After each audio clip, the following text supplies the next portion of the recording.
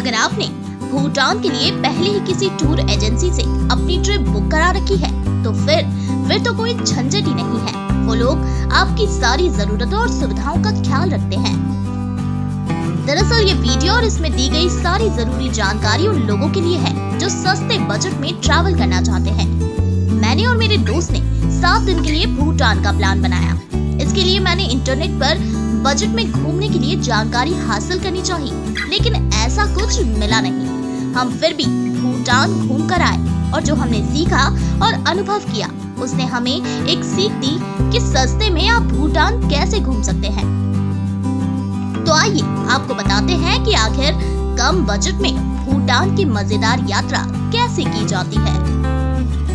दरअसल थिम्पू में 2 bus stand है। एक है सिटी बस स्टैंड और दूसरा है Thimphu bus stand. City bus stand से आपको पास की जगहों पर जाने के लिए बस आसानी से मिल जाएगी, लेकिन थिम्पू बस स्टैंड से भूटान के बड़े शहरों में जाने के लिए ही बसें मिलेंगी। टैक्सी के मुकाबले सिटी बस काफी सस्ती पड़ती है। भूटान में आपको बस में चढ़ने के लिए पहले से ही टिकट लेनी पड़ती है। ऐसा नहीं है कि आप कहीं भी बस में चढ़े और कंडक्टर को पैसे देकर टिकट ले ली। बसों के लिए टिकट आप सिटी बस स्टैंड और कुछ चुनिंदा दुकानों से खरीद सकते हैं। थिम्पू से पारो जाने के लिए सीमित संख्या में ही बस उपलब्ध है। डुक ट्रांसपोर्ट की 2 बसें रोजाना चलती है, एक सुबह 9 बजे और दूसरी दोपहर 2 बजे। 1 या 2 बसें किसी और भी ट्रांसपोर्ट की चलती है, लेकिन उनकी पहले पूछताछ जरूर कर लें।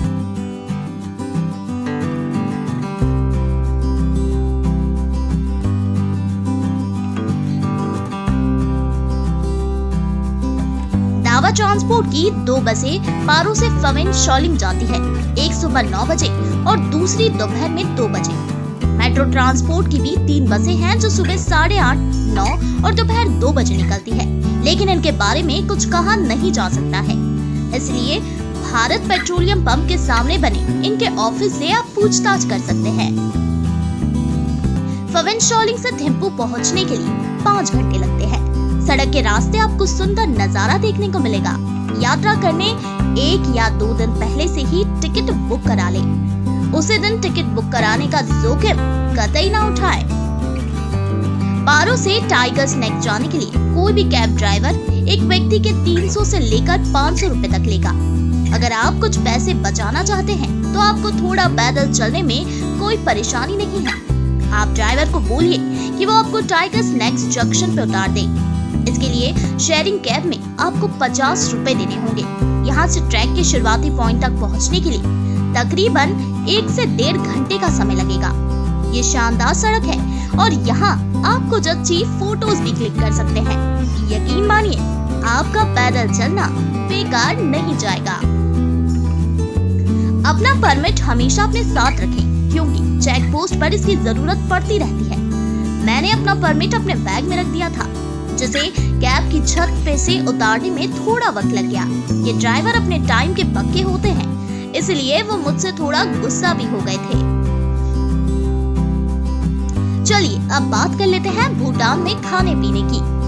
भूटान में नॉनवेज खाना हर कोने में मिल जाता है। वैसे वेजिटेरियन फूड मिलना इतना भी मुश्किल नहीं है, लेकिन अगर अच्छा वेजिटेरियन चाहिए तो इसको ढूंढने में थोड़ा समय बिताना पड़ेगा। भूटान में शराब काफी सस्ती है। यह स्टोर और शॉपिंग मॉल में आसानी से मिल जाएगी। यह ऐसा है जैसे आपको भारत में केक मिल जाता है, लेकिन सिगरेट लगभग बैन है, इसलिए महंगी भी है। आप रेड राइस बियर ट्राई कर सकते हैं, जो टेस्ट में काफी अच्छी है। भूटान में मेरे एक दोस्त ने कहा कि भारत के पास 20 तरह के मसाले हैं, लेकिन भूटान में सिर्फ एक है और वो है मिर्च। ये अपने हर खाने में डालते हैं।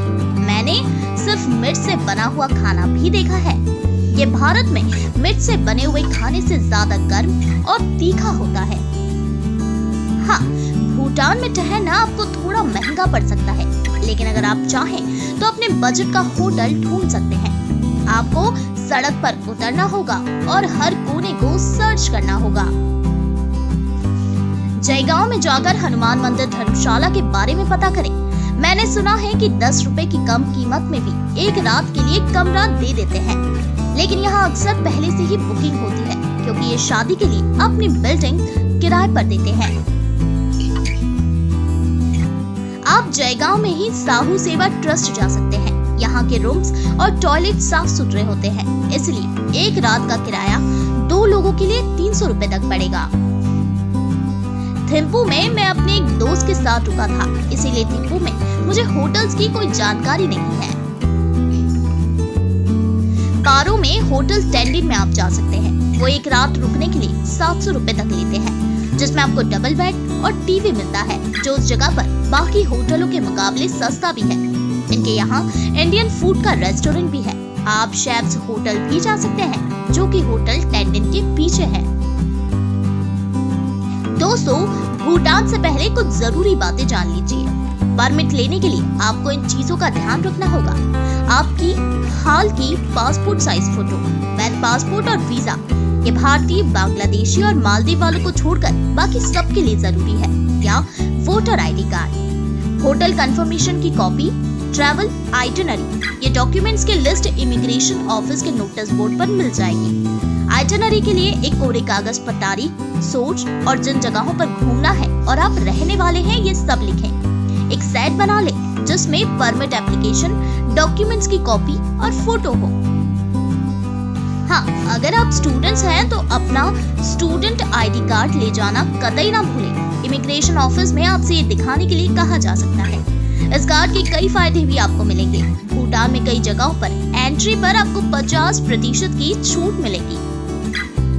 इमिग्रेशन ऑफिस में परमिट दिखाकर आप सरकार का बी मोबाइल यानी कि भूटान टेलीकॉम सिम कार्ड खरीद सकते हैं। इसका नेटवर्क कवरेज इतना अच्छा है कि आपको फजोंटिंग मठ की ऊंचाई पर भी नेटवर्क आसानी से मिल जाएगा।